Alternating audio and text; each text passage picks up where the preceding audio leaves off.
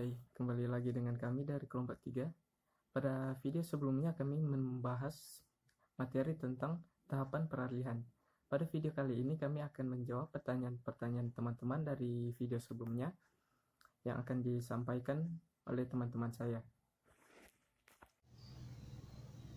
Baiklah, saya akan menjawab pertanyaan dari Siti Isnain Ibrahim dari kelompok 3.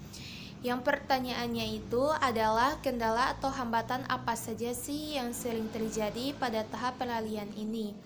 Nah, kendala atau hambatan yang sering muncul atau sering terjadi pada tahap peralihan ini adalah kurangnya minat siswa dalam mengikuti layanan bimbingan kelompok ini, dan setiap anggota kelompok itu tidak saling berinteraksi dan malu untuk mengeluarkan pendapat tentang dirinya sendiri. Nah, sebagai pemimpin kelompok, kita harus mengatur jalannya layanan bimbingan kelompok dan merahasiakan agar setiap anggota kelompok itu saling terbuka dan tidak malu untuk mengeluarkan pendapat tentang dirinya sendiri dan menganggap anggota kelompoknya itu sebagai keluarganya sendiri.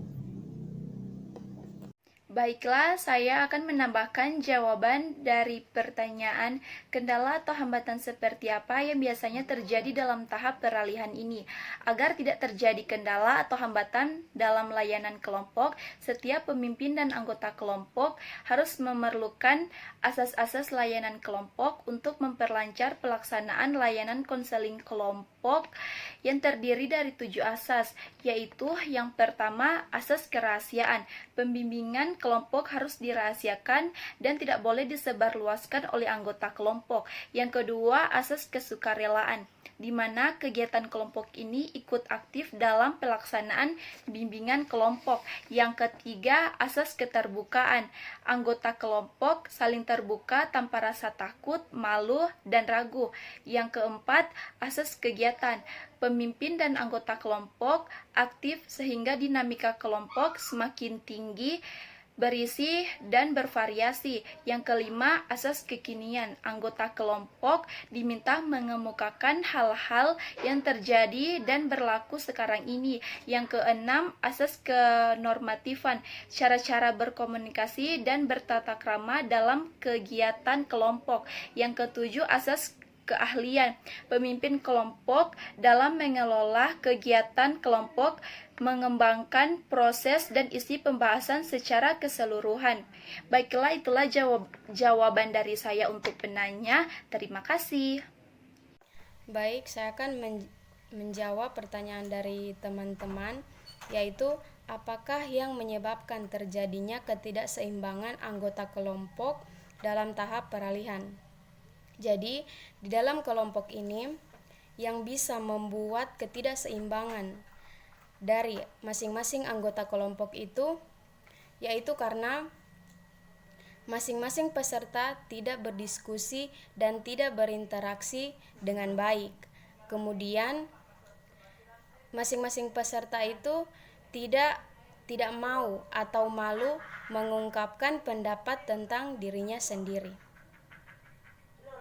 Sedikit menambahkan jawaban dari pertanyaannya Mas Ramokrim. Nah, pertanyaannya itu, apakah yang menyebabkan ketidakseimbangnya anggota kelompok dalam peralihan ini? Nah, kita sebagai ketua atau anggota kelompok harus merahasiakan diri kita sendiri untuk tidak terlihat malu mengeluarkan saran atau pendapat kepada anggota lain, agar mereka juga tidak merasakan hal yang sama. Jadi apalagi kita sebagai ketua kelompok itu harus berani dan tegas kepada anggota lain. Jadi mereka itu juga merasakan percaya diri untuk bisa mengeluarkan saran atau pendapat kepada anggota lain. Terima kasih. Baiklah, saya akan menjawab pertanyaan dari teman-teman, yaitu apa dampak yang dialami anggota kelompok pada tahap peralihan ini. Dampak yang dialami anggota kelompok pada tahap peralihan ini yaitu kurangnya kerjasama, di mana anggota kelompok saling iri satu sama lain sehingga menyebabkan terhambat menyelesaikan tugasnya. Terima kasih. Nah, itu dia jawaban dari kami kelompok 2. Semoga dimengerti. Sekian dan terima kasih. Jangan lupa like, share, komen, dan subscribe.